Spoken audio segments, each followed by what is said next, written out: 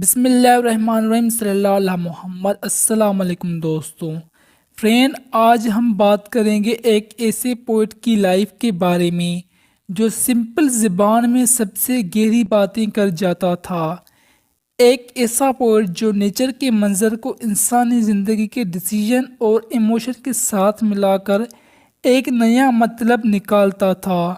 یہ ہے Robert frost, ایک نام جو امریکن کا سمبل بن گیا۔ چلیے ان کی لائف کی جرنی شروع سے آخر تک سمجھتے ہیں۔ رابرٹ فراسٹ کا نام اصل میں رابرٹ لی فراسٹ تھا۔ ان کی پیدائش 26 مارچ 1874 کو San Francisco California, United state میں ہوئی۔ ان کے فادر کا نیم ولیم پی اسکاٹ فراسٹ جونیئر تھا، جو اصل میں نیو ہیمپشائر کے ایک پرانے نیو انگلینڈ فیملی سے تھے۔ ولیم ایک جرنلسٹ تھے اور اپنا نیوز پیپر چلانے کا سپنا رکھتے تھے۔ رابرٹ کی مدر کا نام ایسابیل موڈی تھا، جو اصل میں اسکاٹ لینڈ سے امریکہ آئی تھی، اور ان کی روٹس ایک ریلیجس اور سمپل فیملی میں تھی۔ رابرٹ کے فادر ایک پولیٹیکل ایکٹیوسٹ اور تھوڑے ایگریسو مزاج کے انسان تھے۔ وہ ڈیموکریٹک پولیٹکس کے سپورٹر تھے اور اپنے آپ کو ایک انٹیلیکچوئل سمجھتے تھے، لیکن زندگی میں اکنامک اسٹیبلٹی ان کے ساتھ نہ لگ سکی۔ جب رابرٹ صرف 11 سال کے تھے تب ان کے والد کو ٹیوبرکلوسس ہو گیا اور ان کا انتقال ہو گیا۔ اس وقت فیملی بہت بری فائنینشیل کرائسس میں آ گئی۔ ولیم فراسٹ کی موت کے بعد ان کی وڈو وائف ایسابیل اور دونوں بچے رابرٹ اور اس کی چھوٹی بہن جینی گھر سے باہر ہو گئے۔ اس مشکل وقت میں رابرٹ کی مدر ایسابیل اپنے بچوں کو لے کر لارنس، میساچیوسیٹس چلی گئی، جہاں ان کے پیرنٹس رہتے تھے۔ اسی جگہ رابرٹ کی پرورش ہوئی۔ رابرٹ فراسٹ بچپن سے ہی ایک سینسیٹیو اور امیجنیٹو بچہ تھا۔ جب وہ اسکول جاتا تو ٹیچر ان کی انیوژول میچورٹی فیل ہوتی۔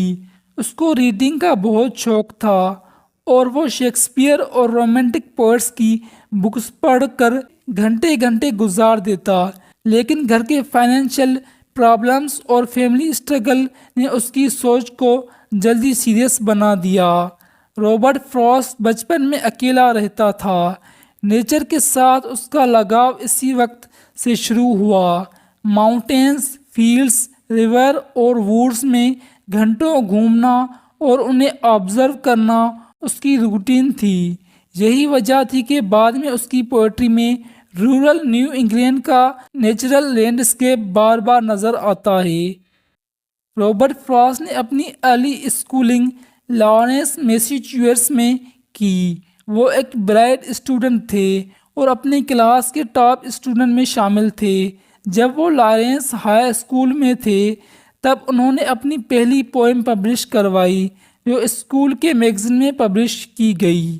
یہ ان کے لیے ایک بہت بڑا مومنٹ تھا۔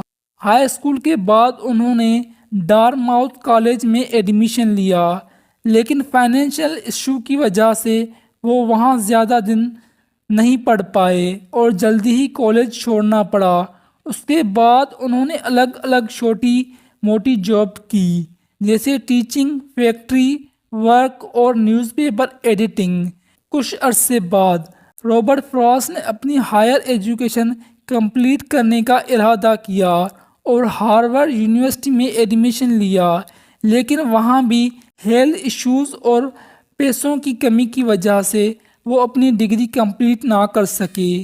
یہاں ایک انٹرسٹنگ بات ہے، وہ یہ ہے کہ رابرٹ فراسٹ کی فارمل ایجوکیشن انکمپلیٹ تھی، لیکن اپنا اسٹڈی اور آبزرویشن کی وجہ سے انہوں نے اتنا نالج گین کیا کہ انہیں بعد میں بہت سی آنرری ڈگریز دی گئیں۔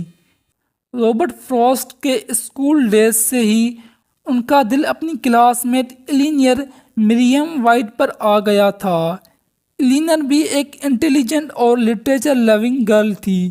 دونوں ایک دوسرے کو پسند کرتے تھے، لیکن شروع میں ایلینور نے رابرٹ فراسٹ کا پرپوزل ریجیکٹ کر دیا کیونکہ اس وقت ان کی فائنینشیل کنڈیشن بہت خراب تھی۔ رابرٹ نے ڈیسائیڈ کیا کہ وہ اپنا کیریئر اسٹیبلش کرنے کے بعد ایلینر سے ہی شادی کریں گے۔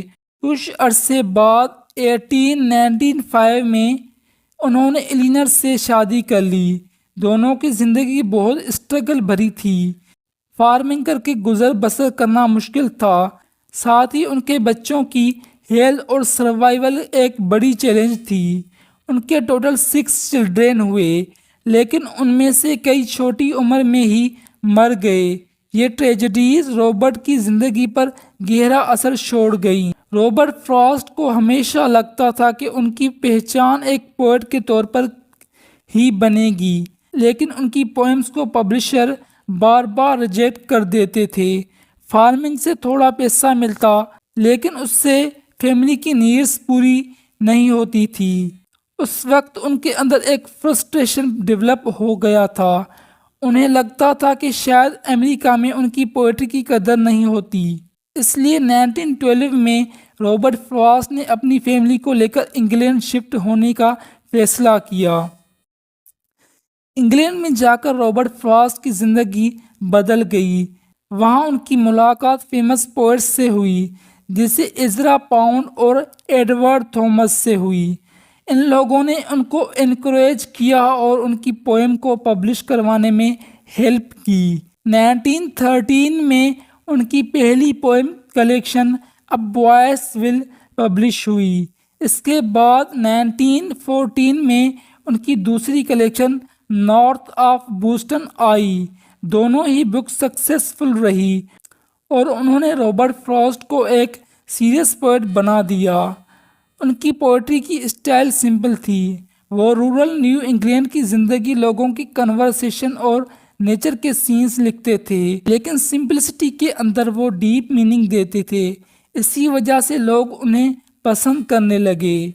1950 میں رابرٹ فراسٹ اپنی فیملی کے ساتھ امریکہ واپس ریٹرن ہوئے۔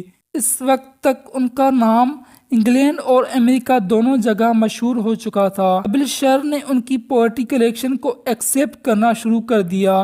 یونیورسٹیز نے انہیں لیکچرز دینے کے لیے بلایا۔ انہوں نے اپنی زندگی کے اگلے کئی سال ٹیچنگ اور پوئٹری لکھنے میں گزارے۔ ان کا کام دھیرے دھیرے ایک ہاؤس ہولڈ نیم بن گیا۔ رابرٹ فراسٹ نے اپنی کیریئر میں 4 پولیٹزر پرائز جیتے، جو کسی بھی پوئٹ کے لیے بہت بڑی بات ہے۔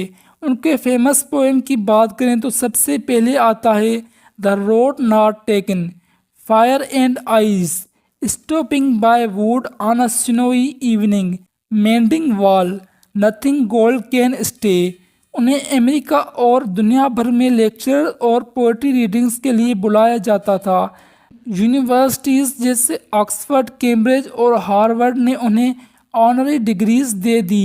1961 میں پریزیڈنٹ جان ایف کینیڈی کے انوگریشن میں انہیں پوئم ریسائٹ کرنے کا آنر ملا۔ یہ ان کی کیریئر کا ایک ہسٹوریکل مومنٹ تھا، جہاں انہوں نے نیشنل پوئٹ کا درجہ مل گیا۔ رابرٹ فراسٹ کی زندگی ہمیشہ آسان نہیں تھی۔ ان کے بچپن کی موت، ان کی وائف ایلینر کی ہیلتھ ایشوز اور اپنی فیملی کی پرابلمز نے انہیں اندر سے دکھی رکھا، لیکن انہوں نے اپنی فیلنگز کو پوئٹری میں کنورٹ کر دیا۔ ان کی پوئٹری میں درد اور ہوپ دونوں نظر آتے ہیں۔ اپنے آخری دنوں میں رابرٹ فراسٹ پوئٹری اور لیکچرز دیتے رہے۔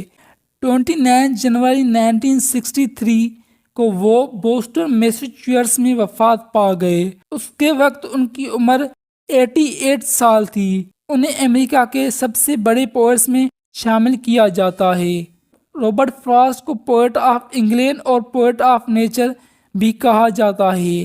فرینڈ، آج بھی ان کی پوئٹری اسکول اور یونیورسٹیز میں پڑھائی جاتی ہے۔ ان کا نام امریکن لٹریچر کا ایک گولڈن چیپٹر ہے۔ اگر آپ کو یہ ویڈیو پسند آئی ہو تو لائک اور شیئر ضرور کریں اور چینل کو سبسکرائب کرنا نہ بھولیں۔ اگلی ویڈیو میں پھر ملتے ہیں ایک نئے لیکچر کے ساتھ۔ اب تک کے لیے اللہ حافظ۔